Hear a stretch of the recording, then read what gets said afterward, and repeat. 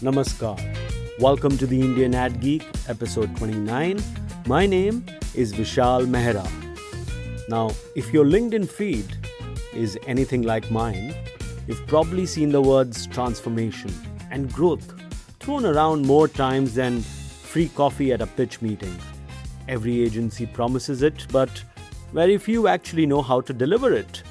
Today, we are talking to the person who holds the ultimate blueprint. Tracey Barber started running new business for Havas across the UK and Europe, got so good at winning that Havas made her Global CMO, and then apparently decided one global title wasn't enough hustle for one human, promoting her again to the Global Chief Transformation and Growth Officer for Havas Creative Network. Along the way, she's built new business machines, championed Havas Village model, chaired conversations on AI and the creativity at Cannes.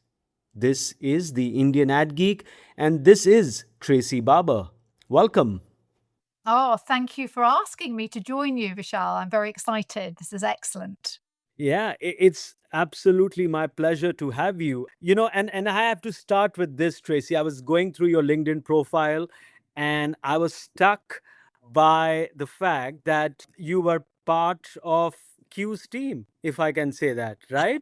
Q was your boss? That would have been excellent in my dreams. No, I mean, I think, you know what? It's really interesting, isn't it? Because I've deliberately set out to create a sort of portfolio within my role. So whether that be the Ministry of Defence or whether it be the National Health Service, or within the advertising world. And I think they're highly complementary, to be honest.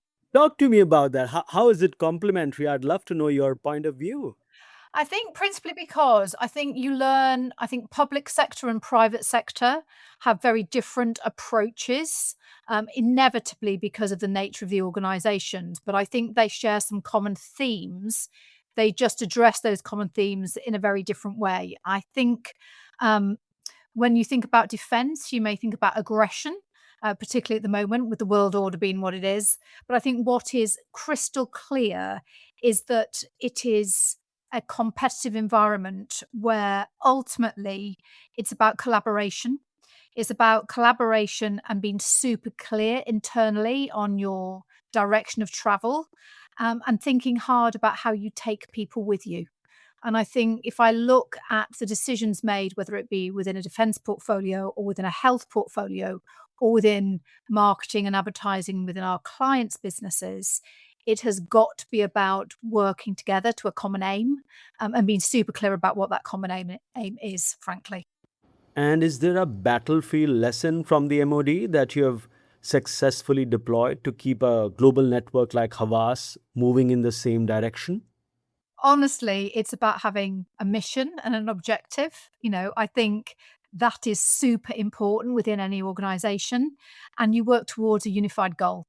And I think it's why one of the things that I often say to the teams that I work with is that I overshare, and I deliberately overshare because I think it's really, really important that everybody understands why we're doing what we are doing and how we're going to get there. And you open up then the opportunity for debate, for arguments in a really good, constructive way, but you really pull everybody together with you and air any of the issues or the challenges in advance. When you were first offered this role, what specific mission did Havas actually want you to solve? And has that problem statement evolved since you took it on?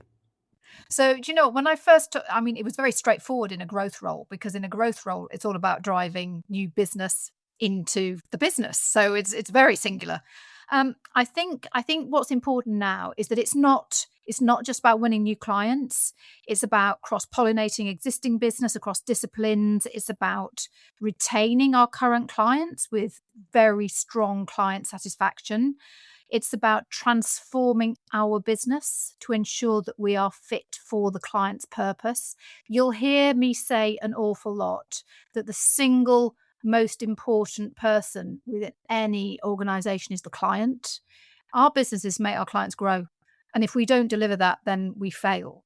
And I think importantly, the way that we transfigure, the way that we acquire, the way we look at our business structures, the way we look at our teams is all about how we can be best fit to drive that client growth. On a Monday morning, Tracy, just like one today, what are the three signals or dashboards that tell you the network is truly transforming versus just relabeling old behaviors? So the first one, honestly, is always client satisfaction. Because we have a client satisfaction survey that we run and manage. We do that on a quarterly basis, but what we also then do is our own survey internally. So looking at client satisfaction scores, looking at where they're tracking is absolutely paramount. You wouldn't be surprised to hear that my second one is around weighted pipeline. It's still about growth. So I still need to look at where the new business numbers are coming from and where we're seeing the delivery of new opportunities, because that in itself guides you as to where the strength of the organization is and where we need to invest more. So if you're getting more AI opportunities in one region or more transformation briefs in one region versus more creative briefs in another, that gives you a really clear indicator of the strength of the business. And then the third one is actually internally looking. So it's thinking around our talent, our staff satisfaction, the level of investment and change that we're seeing in terms of business churn. So people moving out the business. I think it's important to look at when that happens and why. So I think those three elements, which is the client, then growth, and then our business and our people, are absolutely essential. In terms of opportunities, Tracy, that you were just mentioning, can I just understand from you what kind of opportunities are you seeing on a global scale vis-a-vis the Indian market? Yeah. I know, of course, your remit is the entire globe, Yeah. but if you could just give me an overview of the differences in the market, on a global scale and on an Indian market level. So honestly, I think I know there's a lot of talk around it being a time of change. And depending on which way you look at it, it's either good change or chaotic change, depending on the lens that you look at it through. But I think for me, it's actually one of the most exciting times because it's all around big ideas, big cultural shifts. With still some significant budgets, but I think for me, it's around transformational change. There is a lot around how we're bringing capabilities together, how you create teams against those capabilities, how you create different types of operating models, and how you then combine. And we talk about the village model. The village model is at the heart of Havas, and I think that village model, which is bringing together different capabilities, irrespective of whether it be PR through to employee engagement, through to consultancy, through to creativity. More and more, the briefs that we're seeing on a global scale is around how you pull all of those components together and then how you partner with a client at a point of challenge or change. And I think what I'm really excited to see, and I think we talked a little bit when we were briefing for this podcast, where you asked about a specific challenge that I would give to the India market. And I think what's interesting is that if I look at rest of the world at the moment, those big transformational briefs are happening, but they're being led out of probably three key hubs. They're being led out of New York, they're being led out of London, and probably because we're a French business, they're being led out of Paris. And what I'd really like to see is that those big transformational briefs on a global scale are coming to India. And they're then led out of India for the rest of the world. And we're not quite there yet. I mean, there's some really strong creative opportunities, I think, coming out of brands that are India out, but it's not yet at a stage where India is leading rest of world, particularly for those operational restructuring clients that are looking for more than just a creative idea. They're looking for a partner who will help them transform their business. And you think that that's a capability gap right now in the market, or it's a matter of time? I mean, what's your read? So I think it's something that India could do. I think, certainly not just Havas. I'm talking about across the other networks. I think there's absolutely the strength. I think it's really more about the client preparedness to say we're going to have India as that central hub. And I think we're still navigating that journey and encouraging clients on that journey. And I think we'll bloody get there. We'll most definitely get there. Particularly because India is so innovative. Everything starts there. It's quicker, it's smarter. We see things happening with a speed and agility, which frankly doesn't happen everywhere else in the world, which is why, I've said this again and again. I love coming to the agencies in India because, they are a little bit more maverick, but they're also a lot more inventive and innovative around what they do. You were previously global CMO with a heavy focus on pitches and new business. Tell me about your mindset shift now, considering your expanded role. I mean, without question, it shifted without question, and I think rightly. I mean, you look at Cannes this year. So if you think of the way that Cannes has been set up this year, Cannes this year has been set up with a absolute rigorous focus on ROI and creative effectiveness. Suddenly that creative effectiveness narrative has come to the fore. It should always have been there, frankly, but it really is being pushed to the fore. And I think, the more that we can look at how we are delivering value, the more that we can demonstrate that we are really delivering ROI, it gives us a chance to expand our scope from just purely marketing asks, if you like, to solving those larger business problems. And I think what I'm pushing for, and I'm seeing certainly in some of the wins that we've had recently, is for clients and agencies to be braver, sharper, and better. And I think that's all around a different commitment, but a sort of a steadfast commitment to client growth and investing in the right capabilities. The point you made about creative effectiveness is absolutely bang on, right? Our work, whatever we do for our clients, has to perform in the marketplace, has to make stuff move. Yeah. But then, I mean, what's the difference then between can and FEs, right? Like, Good question. Well, I would argue there shouldn't be a bloody difference. There shouldn't be a difference. I think, Can has always been around an obsession around creativity, and it is our opportunity to look at what new, innovative, inspiring work there is out there.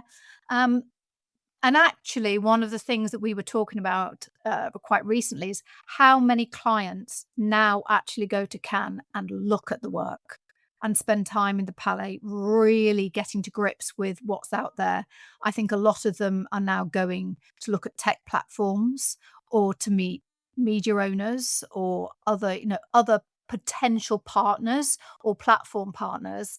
And I think we need to haul it back in a way to back to we're a creative industry, and we need to maintain our focus on creativity, but creativity that drives success for business. So I think, the interesting thing at the moment is if you think about the FEs, they are about effectiveness. Can should be about creativity and effectiveness and the tech platforms. I think it's swung a little too close to tech platforms, new innovation, AI, and needs to be scooped a little closer to thinking around the impact of the work that we do and the value that it delivers for clients. all right. How do you make a global network from becoming intrigued and obsessed with lifetime client value and experience? It goes back to this obsession with clients. I talked about the three things that I look at on a Monday morning, and I generally do look at them on a Monday morning. And one of them is around that client satisfaction. And I think, if you aren't thinking about client lifetime value, if you're not looking around about the journey that you're going on with clients, then actually you're not delivering your job, which is to help your clients grow. I mean, I look at Reckitt, which is one of our biggest global clients. They've been with us for, goodness me, over 20 years. Um, and I think what's really important about that is if we had stayed doing the same thing day in, day out, they would not be with us. They simply would not be with us. It's because of a continuous obsession on what is right for each of their individual brands, what is right for them as a business. How are we ensuring that their share price is doing what it needs to do, that their growth is delivering what it needs. And as a consequence, their success is our success. And I think we get, particularly at the moment, I think if you think about the way the industry is talking currently, whether it be the changes at Omnicom IPG, whether it be what's happening with Dentsu, whether it be what's happening with WPP, we're ever so obsessed by ourselves. Um, and actually, we're almost, I don't want to talk about me, says she who's on a podcast talking about me, but we should be talking about clients. And I think that is the fundamental thing, is that drive to just twist and look through the lens of what does the client need. And I think that goes back to your question about lifetime value. That's what we should be bothered about. And that's essential because their success is our success. Tracy, when you look at India from your global vantage point, what feels different about this market compared to other high growth regions? So I think what's really interesting is the scale and speed, particularly of acquisitions, and ability to grow into new areas. You know, it always amuses me that, particularly from our business in India, Rana will have an idea, and then in most countries you'd get to an execution of that idea in 9 months. In India, you'll get the execution of that idea in 3 months. There is just a very different appetite and attitude. And I think when I look back, even 6-7 years, and I looked at where the creativity was coming from or where the growth was coming from, APAC was led out of Hong Kong, maybe a little bit of Singapore. So the hub for the East, so to speak, was Hong Kong or Singapore. If I look now as to the types of innovation, I'm seeing it more and more come out of India. I mean, we won a Cannes Lion last year for Ink of Democracy, which was an India-led piece of work, which was fantastic. And again, that's a step change that I want to see. I want to see more of those opportunities coming out of India. But it's the speed. It's the speed and the appetite to embrace change and embrace it in a really good way that India is honestly quite unique. Has India specifically influenced your thinking on the village model, on CX, on Converged AI? Have you actually adjusted global playbooks based on what you have observed in the market? Yeah, honestly, we use India as a little bit of a test and learn market, because it's great to pilot ideas, explore new opportunities, or actually think about whether it works before we really scale it. Think about, India is, from a multicultural, multilingual nature, it's a blueprint actually, for new data insights or the way that we access markets. And I think because of that point of view, it's almost a hotbed of innovation for us. It allows us to really think about what next. And it's been crucial to some of our significant global pieces of business looking at new innovations. So, whether it be Harman JBL or Harman Kardon, it was interesting. Some of the new work that we're doing came out of India. And the same applies to clients like Reckitt and Danone, where, when I think about the new innovation, particularly because of the multicultural nature, you go to Kerala and the level of, microcultures just in Kerala alone would delivers an ability to see the way that people are thinking, behaving, and purchasing in such a complex way, that is so very different to anywhere else in the world. So it's our opportunity to really gather those data insights and think hard about what does your audience look like, what is motivating them, and what does it mean for the different customer bases. What do you think are the most underrated, underestimated capabilities sitting inside Havas India today that global clients or even Paris and London maybe don't fully appreciate yet? Yeah, there is a brilliant CX agency, Think Design, that is in India. And I think, the capabilities from a CX network point of view are phenomenal out of India. And we use them a huge amount across APAC and across rest of world, but not quite enough. They're super smart. And they can do it 360, so they're always on. And that gives us an opportunity to really draw on expertise that we wouldn't otherwise.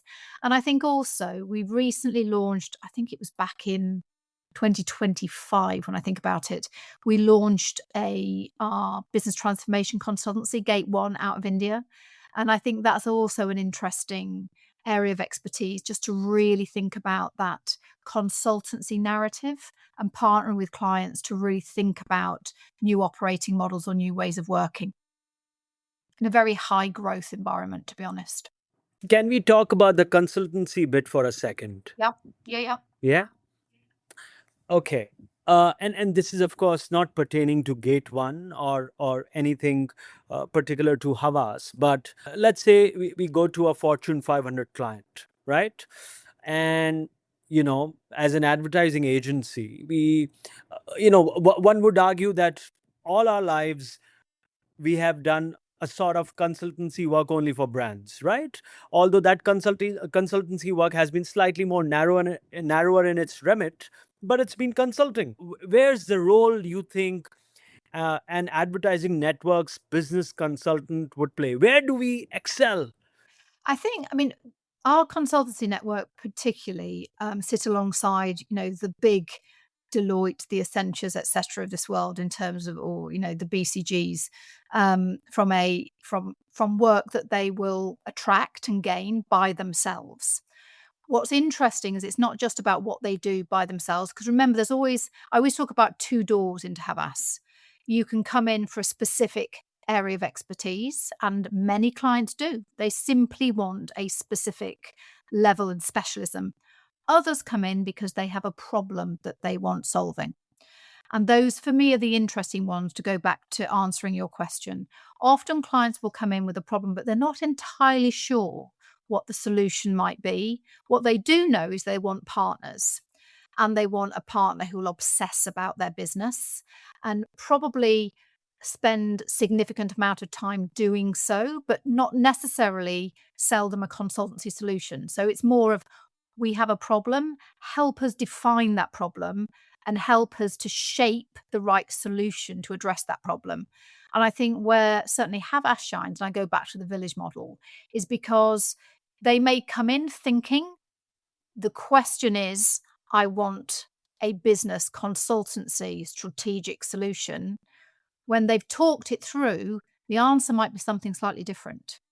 It might be that they need a tech platform review, or they need to think about their websites in a different way, or they may need to think about a employee engagement model. There are multiple different solutions. And I think what's important as a network is that you answer the problem based on what the client needs, not what you want to sell them. And that, I think, is the key to it. And I believe very strongly that when I look at the way our clients are working with us, that partnership piece is what resonates and what is true in terms of what we deliver. In my humble opinion, the Havas Village model was ahead of its time when conceived. A decade on, has the industry caught up? And what does the village offer today in a world of distributed talent that it simply couldn't do before? So I think you're right, actually. I mean, I have been at Havas What for now 13 years, and that we did invent the village model, and I think co-locating your agencies in under one roof is something that is replicated in part with other agencies now. If you think about the one team model, Certainly. you know Absolutely. Yeah. that Yeah. I hear about again and again. I think the difference is, and I'm talking. I was on a call this morning with an intermediary, a consultant, and a very, very large global client CEO, and they said, "You have the same culture. You actually come into a room, and it doesn't matter whether you're media, creative, whatever you may be. You actually behave very similarly. You appear to really like each other. You talk about one P&L, and you can tell there aren't any seams. It is genuinely because we work as one gang. And I think, it's probably because we are the right size. So we're not too big, we're not too small, but we can house all those agencies together. And what we're able to do is bring in when we need to, but not in every occasion. So it isn't a one size fits all. No, it's very much tailored to every single client. I don't have a model that I can go out and say, this is your answer. I simply don't have it. I do not have an off the shelf ecosystem or an off the shelf solution. I don't know what that looks like. What we do is on every single occasion start with client first. And I think that is because the village has evolved over the past 10 years. It's become seamless. People feel naturally collaborative. They don't need to be incentivized to collaborate. They just do. They feel part of one gang. They have the same mission and objectives. Going back to the question that we started this podcast with, they've all got that common goal. So and I've said this before, it feels a bit like a family who are going in the same direction. And I think that is unique. I genuinely do think it's unique. Yeah, I mean, I did see your LinkedIn post the other day with your New York colleagues, and they were genuinely happy to see you, right? I So, and I think that I post should say. mentioned family.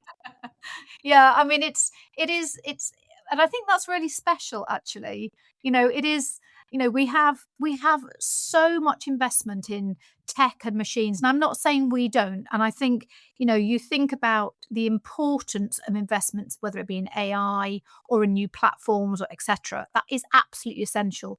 But if you haven't got the humans, the talent within an organization, it generally doesn't matter what the machines can do. And I talk a lot about the fact that we marry human and machine, but the single most important thing is the people, and having that level of talent who can make the machine do what you want it to, but also know when to stop the machine being the driving force and when you need that human insight and capabilities. If an independent agency founder spent a day in a village, what would you want them to steal from the model, and what would you warn them against copying? I mean, by definition, independent agency wouldn't be able to copy the village model. It wouldn't. They wouldn't be able to replicate the scale or the connectivity or the breadth of specialisms. And they probably wouldn't want to. I think what is important is the ability to tap seamlessly into cross disciplines. I'm just thinking about your question. I think the one thing is collaboration. It's about collaboration, actually. So if I had to give them one message they could take away is collaborate and collaborate some more, and make sure that the collaboration is for the client, not for the agency. Um, and that's a really important distinction. The village model is set up not for us, it's set up for clients and has been maintained that way and has evolved over the past 10 years to be very much about the client. Um, we won a pitch recently for a big global piece of business, and they very amusingly said they'd seen various models from various agencies. But they said, you know what? Genuinely, we couldn't tell who was from where within Havas. We didn't know which was media versus creative versus PR versus, whatever we might versus CX. You all were able to talk fluently about what we needed for our business, and we could see no joins whatsoever. And that, to me, that was one of the biggest accolades I could hear, because they weren't just talking about integration. I hate the word integration, by the way. We weren't just talking about integration. We were talking about properly being a gang and properly being a team that would partner effectively. Can I ask you for a pitch story? Maybe something off late or slightly, from some time back, where you felt everything just fell into its place beautifully, and it was just perfect. Any learnings from that experience, if you could share? Yeah, I mean, we recently, the end of last year, we won a big piece of business that we pitched against all of the other networks for a business called the Travel Corporation, which is a global travel business who were going through a major change internally and consolidating their brands down to three main brands, some of which you may have heard of: Uniworld, Contiki, which might be another. So there is some really interesting brands within their portfolio. And all the way through that process, I was very nervous because I kept looking and thinking, this is such a fantastic transformation brief. It's a brief that is going to require a very different operating model. It's a brief that's going to require a lot of internal reorganization from a client perspective. It's a brief that, frankly, um, feels as if it's going to be answered by a machine, not by a very much sort of partnership, human connectivity. And one of the comments that we got going all the way through was, "You simply understood our business better than anybody else.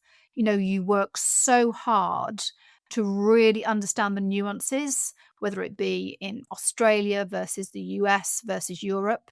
You understood the brands. You took more time and effort to understand the products. We actually sent people." On their cruises. We sent them on holiday. You know, our people went on holiday to experience it. Our people loved it. What's not to like, for goodness sake? But what I think is really important was they said again and again, it wasn't for show, it was for passion for us as a client. And you demonstrated that you wanted us to be a success and how you were going to grow with us. And that's a win across media and creative. Do you get involved with Indian businesses pitches as well? And when do you usually come in? So if particularly if they're multi-market or if they're multi-capability, because I think again this is really important, is we try very hard not to keep learnings or initiatives in silos. You know, it's really important to share best practice, to look at how we can deliver more insights and more expertise. We have a fantastic global team from a global intelligence point of view. And we have a system called Converged.AI, which is fueled by data and insights from across a whole wealth of capabilities. And that level of input from a strategic point of view is always used on major pitches within India. I was there in January, actually, with our global CSO and spent time training all of the teams across India on how to access the data in the right way, how to manage the pitch process more effectively, how to focus on the client in different ways. And I always say this to Rana, I'm slightly biased. India is my favorite country in the world. So any excuse to go over to India and I'm there. And I think, you know, bringing additional learning and complementing the teams there is important. They're brilliant. You know, there's some so super smart people there. And I think sometimes, you know, coming in and just helping them to connect in different ways or pushing them to think and use some of the skills that we've accessed elsewhere in the world just lifts the game that one step further. Okay, I'm going to talk about the elephant in the room now. I'm going to talk about. I'm going to talk about. We have had what 40 minutes of conversations without AI coming in once. I'm very I think it's about. That's all. It's about time. It's about time. And I'm not going to ask you, is it a friend or a foe, and how you're using it. I I just want to ask you, because you interact with all these global CMOs and CEOs on so frequent basis. What kind of questions you wish they asked you about AI that right now they are not probably asking you? Honestly, I don't think they're shy, frankly. I think there's so many questions about AI and a lot of noise. I think what is important is helping to navigate through a very complicated landscape. Um, I think for me, you know, it's more about how to best use AI to unlock smarter or more innovative or more effective creative solutions. that is going back to that business problem piece is what they're asking. We don't get many questions, which is, can AI make it cheaper? And I think that's really heartening because it shows the quality of thinking. Because AI can make things more cost effective on occasions, but it's not the ultimate goal. It's a tool to drive better outcomes and better growth. What does a commercially meaningful AI deployment inside a creative group actually look like? Can you walk us through a real example end to end? It honestly, it's changed the way the whole creative system works, whether it be audience understanding or execution or learning. So, the learning loop feedback. And we've got so many different, commercial challenges that have been faced and thinking hard about what we could do things differently. We've got, going back to our um, uh, yeah, my client that I was talking about in terms of, lifestyle and hospitality, what you need for a family versus a business traveler versus a younger leisure audience or loyalty, they all have different motivations, they all have different barriers, they all have different moments where the brand could be relevant or irrelevant depending on which way you look at it. So, we have a system called Ava, where AI helps the team to break down the client brief, looks at relevant brand or category or cultural or performance contexts, and then looks at, what is known, what's assumed, and then what still needs proving. We use Journey AI that maps where the tension points join up on a consumer journey and what each touch point needs to do. We've got a measurement tool which looks at performance data. We've got Vermeer, which is a creative platform that looks at visualizing and adapting different formats.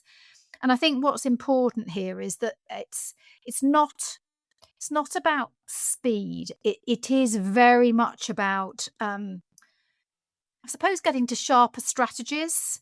It's about getting to knowledge, better creative decisions, wasting less time and effort.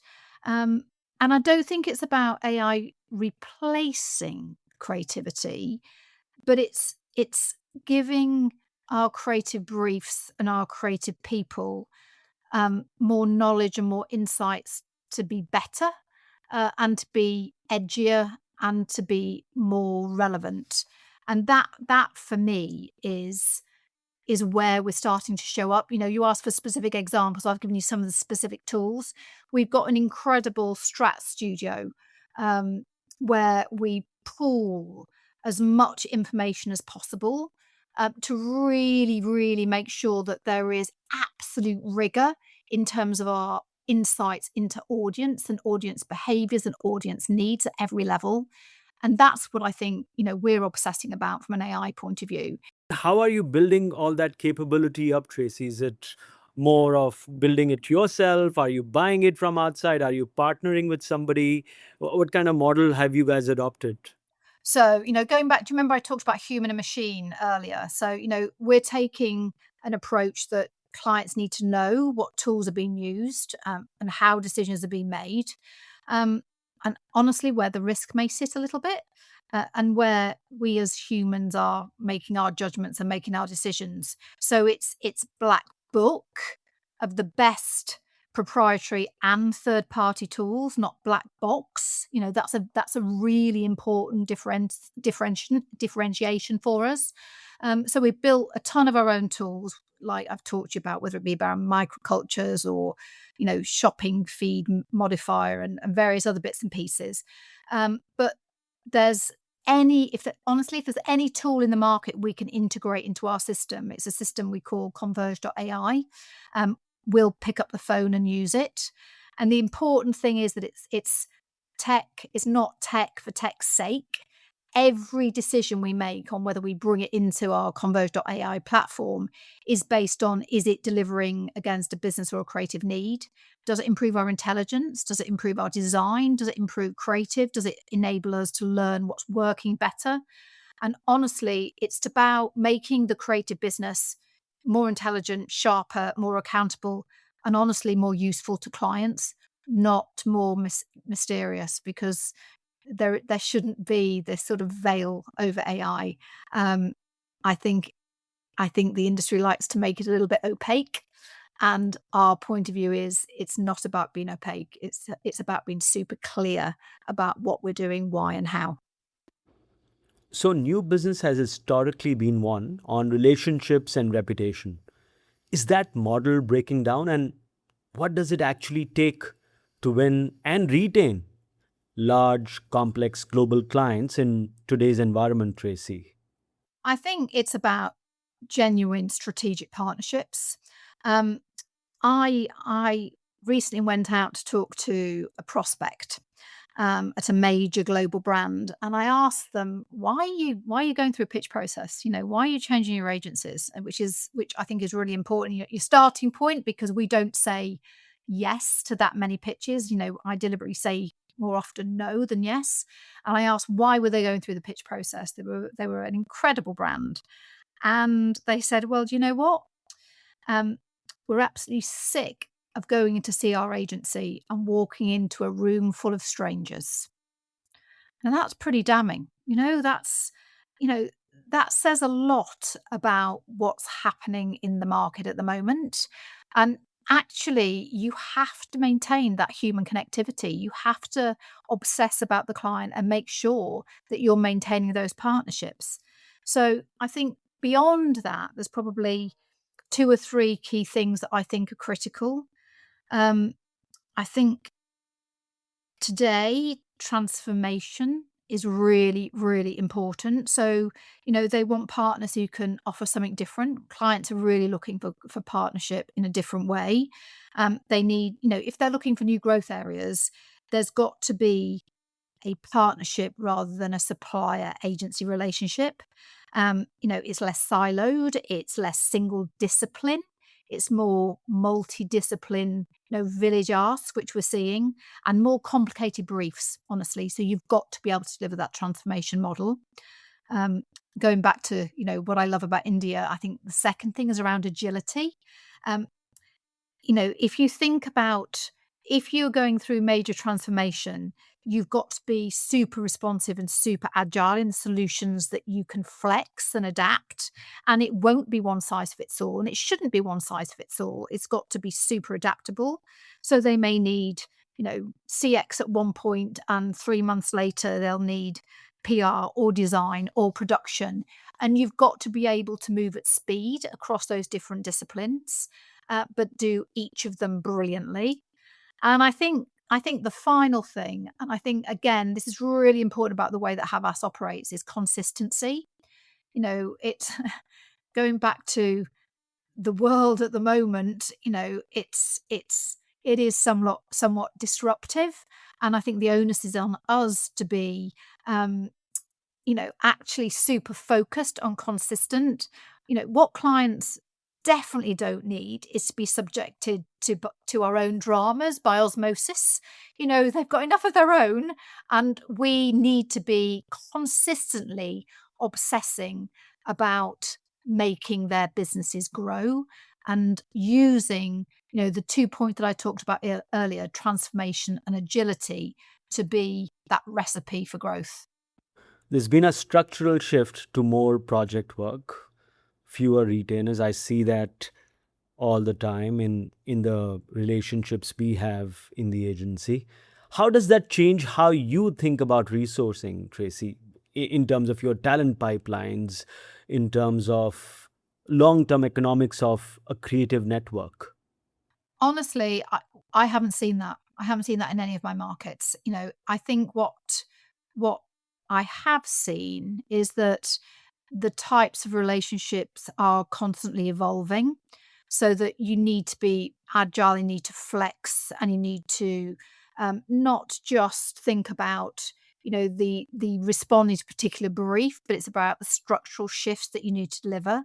And I think almost a sort of byproduct of this shift in terms of being constantly evolving is that we need to be more, and we are being more innovative around remuneration.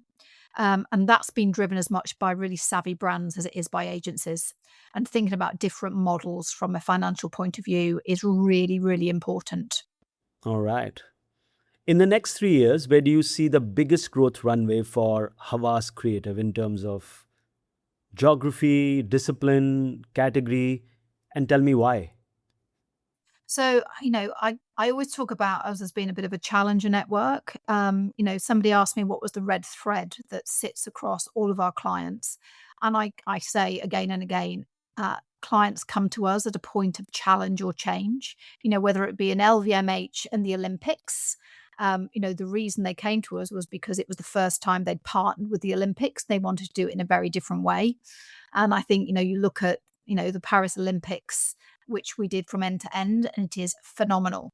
And I think what we're seeing more of within that challenger framework is probably a proliferation of larger Eastern brands beginning to look west in terms of introducing themselves to the market and expanding, which I think is an interesting opportunity. And going back to that question of, a point of challenge or change, in order to be effective from a point of challenge or change, you do need to be able to think hard about internal structural change as well as external marketing narratives, which is why our Gate One consultancy is going from strength to strength. And our consultancy, arm is really driving forward. So I think that east to west and that consultancy narrative is critical over the next couple of years. So what you're also trying to say is that there are certain brands that you're helping them with GTM strategies as well, especially if they're changing market, their core Correct. market. Correct. Correct. All right. We were talking about how your friends in the industry, the WPPs and the Omnicoms, the Publicis, they've all of them. Maybe Publicis not so much. They've been ahead of the pack, to be honest. The other ones they've been going through a sort of a rehaul, right, or an overhaul maybe. Um, which part of the whole core model do you think needs to be replaced? The traditional holdco model. Uh, Well, we're what do you not think? yeah, well, we're not a traditional holding company, so I couldn't comment. I mean, what I would say, it's interesting you said about, Publicis ahead of the game. That they are doing very well, but they are very much, as I go back to, I think we need diversity in the industry. And if you want a machine, then I think Publicis is fantastic. I think if you want an obsessive partnership that is looking for client growth, then I would say as a network, we're a very, very different holding company. It's a very subtle plug by Tracy there. Love it. Yeah. um, so Tracy, if you were designing, let's say, a global creative group from scratch, no legacy structures, what would you deliberately not build that some networks you think, not yours, some networks you think still cling on to? Um, I think this is a really straightforward question. I think anything that is overly hierarchical or bureaucratic or unwieldy or siloed or process heavy, going back to, we have to be flexible, we have to be able to be agile, we have to be bespoke and tailored. So, get rid of all of that bureaucracy, get rid of all of the layers and layers of hierarchy, get rid of the constructs because they don't help. They simply slow things down. And tell me the most important no you have said while being in this role, Tracy. Honestly, is saying yes to pitches and no to others. I think there is a direct correlation between the number of no's you say within a new business environment and the number of wins. The more no's, the more wins because you're super focused on what you're good at and where you partner the most effectively. If I feel that we're the wrong partner for an opportunity, I'd rather be really honest and say, no, I don't think this is going to work than continue down a process that doesn't feel right.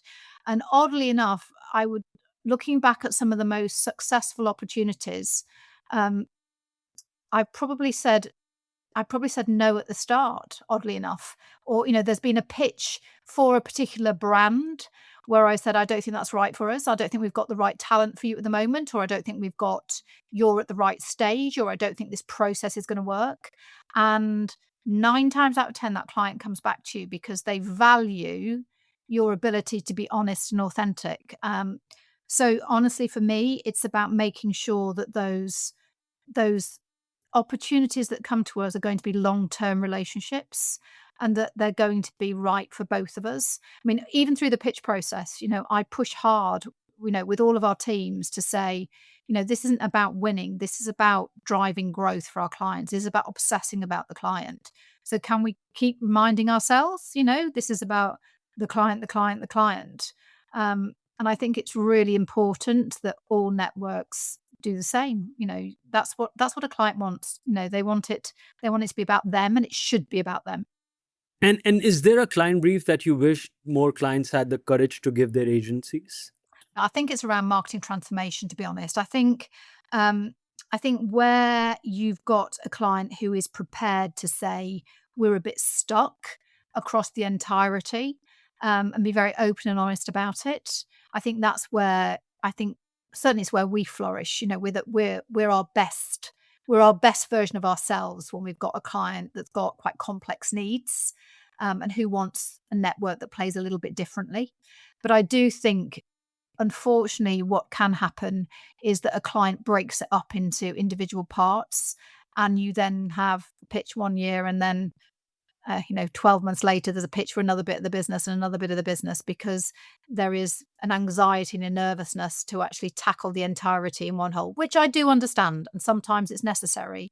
But, you asked, what's the one thing that I wish they'd got courage for? I'd say, do you know what? Let's just be honest and say we need help across 4 elements rather than doing it stage by stage. If you could anonymously drop one provocative question, okay, into every leadership team meeting across the Havas network, what would it be? So I say it anyway. So I think what I genuinely love about the way that we're structured and about Havas is that it really is about open, honest debate. I could have the conversation with Yannick as openly as I could have it with a junior account exec, um, because nothing's off the table. And I love that. I love that there's, absolute openness and honesty. But the one thing that I constantly push, and I'm a little like a stuck record, is how can we do better for our clients? That's the thing that I keep asking. What is it we can do that will make our clients better? And are we doing enough?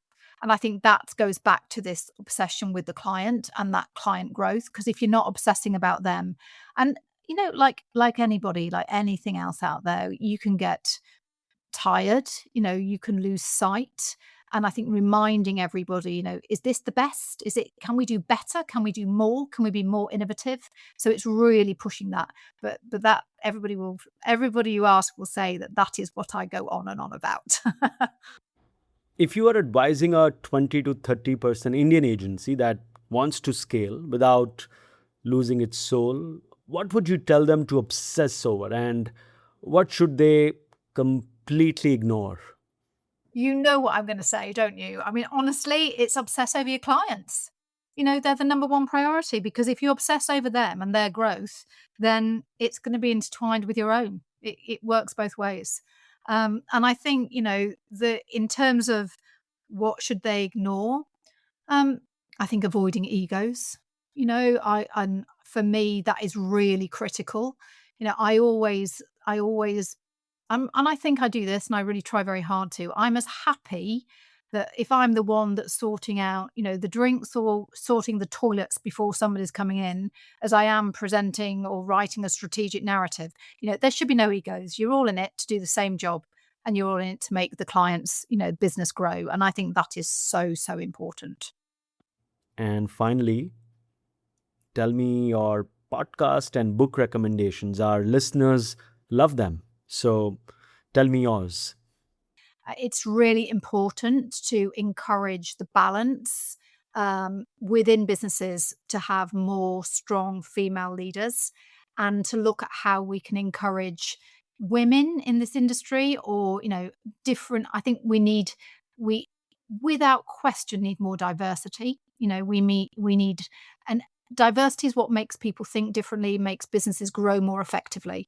Um, and I'd actually encourage them to read a couple of novels, frankly.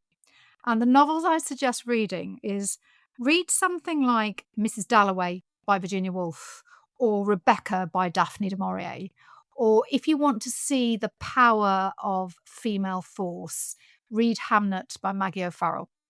And it's about finding really potent women who have conquered challenge and the way that they delivered against it, because you can apply all that thinking into the business world. Wow, Tracy, what a conversation. Thanks so much. Thank you very much. No, thank you. It's been an absolute privilege, and I appreciate the time that you take as well, Michelle. I very much hope it's given you what you need and the listeners need, and I look forward to talking to you again. And that's a wrap on episode 29 with Tracey Barber. If there's one thing to sit with from this conversation, it's that trust is not a soft skill in this business. It is the whole business. Growth without it does not hold, and transformation without it does not stick. Next Monday, episode 73 of the Indian AdGeek will have Anthony Oliver Fernandez, the head for network planning and revenue at Jazeera Airways. If you've enjoyed this episode, hit subscribe, leave us a review, drop a rating, and share it with someone who might enjoy it. The Indian AdGeek streams on all major podcast apps.